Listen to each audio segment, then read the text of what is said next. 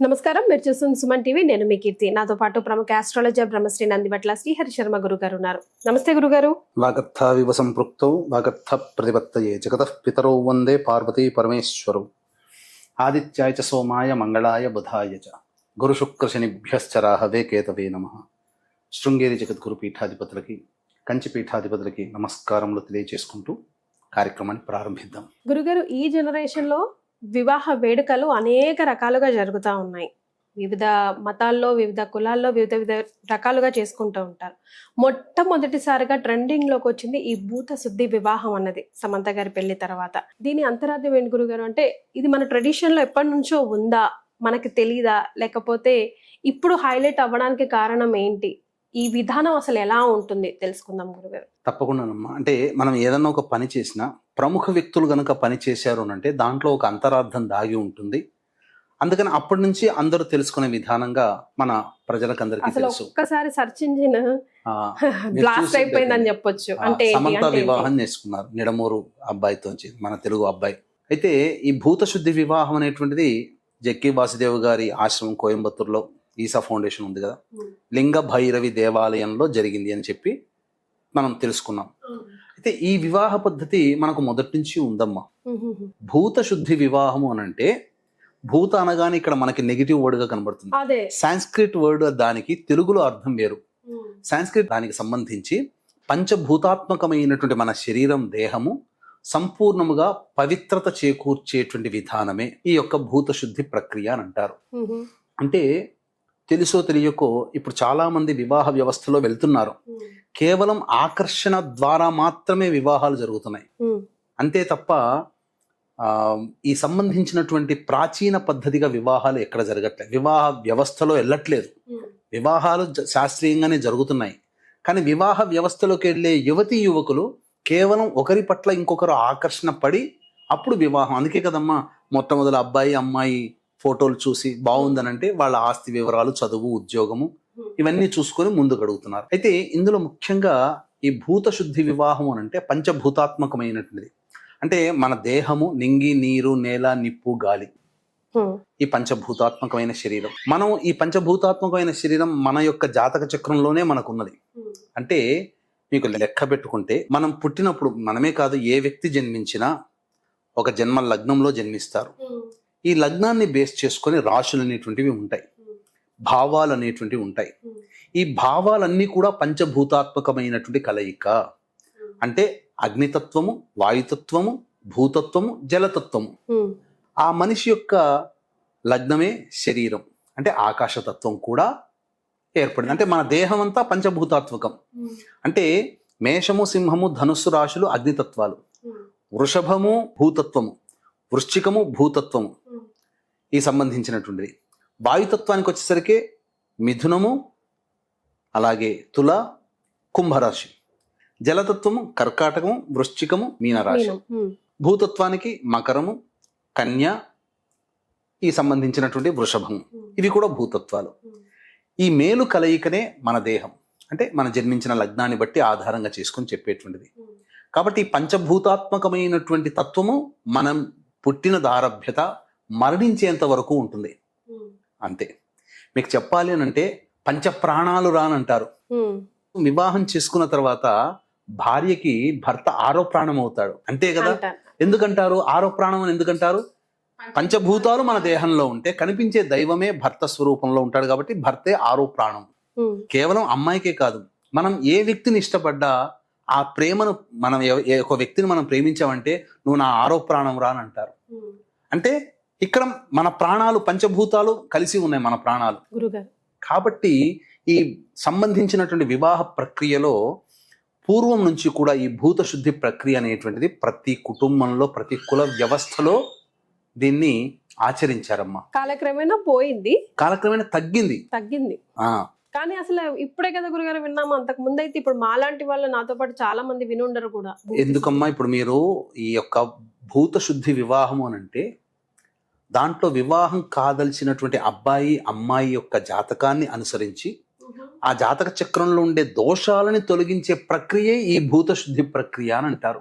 అంటే జాతకాన్ని చూడగానే, అబ్బాయి అమ్మాయి జాతకం రాగానే వివాహంలో వీళ్ళిద్దరూ కలిసి కలకాలం జీవించగలుగుతారా, వీళ్ళిద్దరి మధ్య నెగిటివ్ ఆర్ పాజిటివ్ అనేటువంటిది ఉందా, అలాగే సంతాన దోషాలు ఉన్నాయా, కుజదోషాలు ఉన్నాయా, కాలసర్ప దోషాలు ఉన్నాయా, అన్నిటికంటే ముఖ్యంగా ప్రేత దోషాలు ఉన్నాయా, అమ్మాయి జాతకంలో వైధవ్య యోగము, అబ్బాయి జాతకంలో విధుర యోగం ఉందా, ఆరోగ్యపరంగా ఏంటి, ఇవన్నీ కూడా కూలంకషంగా పరిశీలన చేసి అప్పుడు ఏ దోషాలు ఉంటాయో ఆ దోషాలు తొలగించే ప్రక్రియ ఈ భూతశుద్ధి. ఇప్పుడు సమంత గారు చేసింది కూడా ఇదేనమ్మా.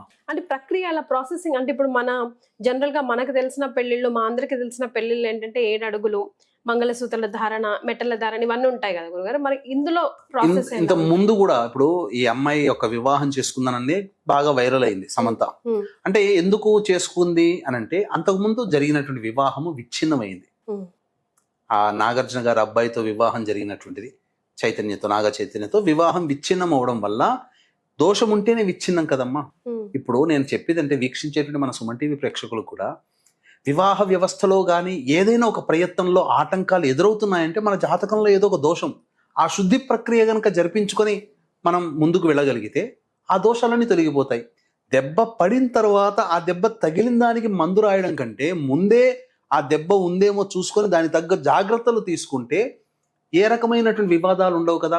ఇప్పుడు సమంత చేసింది అదేనమ్మా. కాబట్టి నాకు వివాహ వ్యవస్థలో ఇబ్బందులు కలిగాయి అంటే జాతకంలో ఏమైనా దోషం, అందుకనే కూర్చోపెట్టి ఆ దోష ప్రక్రియ అంతా జరిపించి చేశారు. మనకు గమనించుకుంటే పురాణాల్లో పాండవులు కౌరవులు మనకు తెలుసు. కౌరవుల తల్లి ధృతరాష్ట్రుడు భార్య, తండ్రి ధృతరాష్ట్రుని భార్య గాంధారి, ఆమె తండ్రి సుబాహు ఈమె జాతకంలో వైధవ్య దోషం ఉందని తెలుసుకొని ఈ మేకపోతుతో పొట్టేలుతో వివాహం జరిపించి విచ్ఛిన్నం జరిపించడం, తద్వారా ధృతరాష్ట్రునికి ఇచ్చి వివాహం అక్కడ చేసింది భూతశుద్ధి ప్రక్రియే.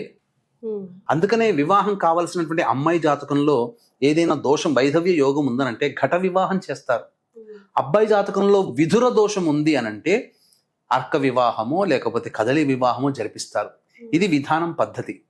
అంతేకాకుండా కాలసర్ప దోషం ఇవన్నీ కూడా శాంతి ప్రక్రియలు జరిపించి అప్పుడు దివ్యమైనటువంటి మంత్రజలముతో దివ్యమైనటువంటి స్తోత్రములతో పఠిస్తూ వేద మంత్రోచ్చారణ 4 వేదాల్లో ఉండేటువంటి మణిపూస లాంటి మంత్రాలని ఉచ్చరిస్తూ వారికి అభిషేకం జరిపించడం ద్వారా ఆ కలశంలో దేవతా ఆహ్వానం జరిపించి కొంత పూజ జరిపి ఆ కలశంలో నీటిని ప్రోక్షణ చేసి స్నానం ఆచరించడం ద్వారా వాళ్ళ దేహంలో ఉన్నటువంటి నెగిటివిటీ అంతా వెళ్ళిపోతుంది. పూర్వజన్మ కర్మ దోషాలన్నీ చాలా మటుకు తొలగిపోతాయి. అందుకనే మీరు గమనించుకుంటే ఇప్పుడు వివాహ వ్యవస్థలో వివాహాలు జరిగిన తర్వాత ఒకళ్ళ మధ్య ఒకళ్ళకి అండర్స్టాండింగ్స్ ఇప్పుడు ఉండట్లేవు.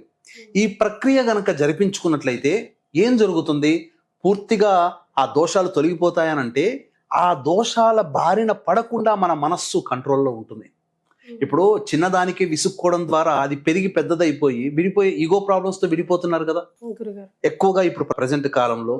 ఆ వివాహ వ్యవస్థలో ఆ ఈగో అనేటువంటి రాకుండా నా భర్తేలే నా భార్యలే సర్దుకుంటే అండర్స్టాండింగ్ లోకి వచ్చేసేస్తుంది. అది ఎక్కడ ఎందుకు కలుగుతుంది, వివాహ వ్యవస్థ కంటే ముందే ఈ యొక్క భూతశుద్ధి ప్రక్రియ అనేటువంటిది జరిపించుకోవడం ద్వారా అది కలుగుతుంది. అందుకని వీక్షించేటువంటి సుమన్ టీవీ ప్రేక్షకుల్లో ఇవి ఖచ్చితంగా ఈ భూతశుద్ధి ప్రక్రియ అనేటువంటిది మీ పిల్లల జాతకరీత్యా ఉన్నాయి అనంటే, ఈ దోషాలు ఉన్నాయంటే చేయించుకోండి. వివాహం అయిన తర్వాత కూడా తరచూ సమస్యలు ఎదుర్కొంటున్నారంటే మీ ఇద్దరి జాతకంలో ఏదో దోషాలు ఉన్నాయి కాబట్టి భార్యాభర్తలు ఇద్దరు కలిసి కూడా చేసుకోవచ్చు అమ్మా.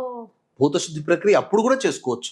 ఎందుకంటే మన దేహంలో ఉన్నటువంటి నెగిటివ్ అంతా కూడా వెళ్ళిపోతుంది అప్పటి నుంచి. ఎందుకంటే నా యొక్క వ్యక్తిగతమైనటువంటి పర్యవేక్షణలో ఈ భూతశుద్ధి ప్రక్రియ వివాహాలు ముందు కూడా వివాహ తదనంతరం దాంపత్య దోషాలు వచ్చినా ఈ ప్రక్రియలు చేయించామమ్మా. తద్వారా మాకు ఈ అబ్బాయి నాకు భర్తగా వద్దు, నేను చేసుకున్నా కానీ నాకు వద్దనుకున్న వాళ్ళు కూడా కలిసిపోయారు, భార్య వద్దనుకున్న వాళ్ళు కూడా మళ్ళీ కలిసిపోయారు, ఆనందంగా జీవిస్తున్నారు, పిల్లా పాపలతో సంతోషంగా ఉన్నారు. వివాహం కంటే ముందు కూడా ఈ ప్రక్రియ జరిపించుకున్న వాళ్ళు ఆనందంగా జీవిస్తున్నారు. ఎందుకంటే జాతకంలో ఉండేటువంటి నెగిటివిటీ పోతుంది, పంచభూతాత్మకమైనటువంటి ఈ శరీరము పావనమవుతుంది, పవిత్రత ఉంటుంది. గత జన్మ కర్మదోషాలు ఉండడం, మలినమైనటువంటి దోషాలతో కూడుకున్న జీవనం అనేటువంటి పుట్టుకతోనే వస్తుంది. కాబట్టి ఆ పుట్టుకతో వచ్చేటువంటి దోషాలని నిర్మూలించి చక్కగా పాజిటివ్ వేలో మనం వెళ్ళగలిగేటువంటి ప్రక్రియ ఈ భూతశుద్ధి ప్రక్రియ. ఇది ఏమి కొత్తది కాదు, కొన్ని క్షేత్రాల్లో చేస్తున్నారు. ఒక పుణ్యక్షేత్రంలో ఈ విధమైనటువంటి ప్రక్రియ జరిపించుకుంటే నిజంగా చెప్తున్నానమ్మా, ఆనందకరమైనటువంటి జీవితాన్ని ఎంజాయ్ చేయవచ్చు. ఇప్పుడు సమంత చేసుకుంది కాబట్టి బయటకు వచ్చింది. ఎంతో మంది ఆల్రెడీ చేయించుకున్న వాళ్ళు ఉన్నారు, ఎంతో మంది చేయించుకున్నారు. కాబట్టి కొద్దిగా దీనికి సంబంధించినటువంటిది కొద్దిగా పరిహారానికి కొద్దిగా ఖర్చు అవుతుంది. వివాహం చేసేటప్పుడు అయ్యే ఖర్చులో ఈ పరిహారం ఖర్చు మరి ఎంతమ్మా? ఆ ఆడంబరాలకి పెట్టే బదులు మనకి మనం పెట్టుబడులకి పెట్టే ఖర్చుల్లో అమ్మాయి జీవితం అబ్బాయి జీవితం బాగుండాలని కోరుకునే వాళ్ళు ఎవరైనా ఈ ప్రక్రియ చేయించుకోవచ్చు. అవకాశం అంటే నేను ఎప్పటి నుంచో గత 15 సంవత్సరాలుగా ఈ ప్రక్రియలో చేయిస్తూ ఉన్నామమ్మా. అవకాశం ఉన్న వాళ్ళు ఇటువంటిది ప్రక్రియలో చేసుకోవాలని అనుకుంటే చక్కగా సంప్రదించి పూర్తి వివరాలు తెలుసుకొని మీ పిల్లల అందమైన జీవిత భవిష్యత్తుని మీరు ఆనందంగా ఆస్వాదించవచ్చు ఈ ప్రక్రియ ద్వారా అని చెప్పవచ్చు. సో గురుగారు, సమంత గారు పెళ్లి అన్నది పూర్తిగా తన పర్సనల్ విషయమే, కాకపోతే తన సెలబ్రిటీ అయ్యేసరికి హైలైట్ అయ్యింది. సో రకరకాలు ఇప్పుడు టైం మంచిగా లేదు, పెళ్లిళ్ళ సీజన్ కాలేదు, మళ్ళీ రెండో పెళ్లి చేసుకుంది, అది కూడా బాగుంటుందా బాగాలేదా అన్న క్వశ్చన్ మార్క్ మనం అందరం కూడా మాట్లాడకూడదు. ఆవిడ పర్సనల్ టైం ఆవిడకి ఇవ్వాలి అని మనం సుమన్ టీవీ తరఫున కూడా కోరుకుందాం. ఎక్కడైనా ఆనందంగా జీవించాలి, కలిసి కలకాలం ఉండాలని కోరుకుందాం. Because she's a real fighter. చాలా మందికి చాలా ఇన్స్పిరేషన్ కూడా. బికాస్ బాడీ అండ్ మైండ్ తో హార్ట్ తో పోట్లాడి ఫైనల్ గా she's living her happy life. She has to live అని మనందరం కూడా కోరుకుందాం. గురుగారు చాలా సంతోషం అండి, ధన్యవాదాలు. సర్వం శ్రీ ఉమామహేశ్వర పరబ్రహ్మార్పణమస్తు.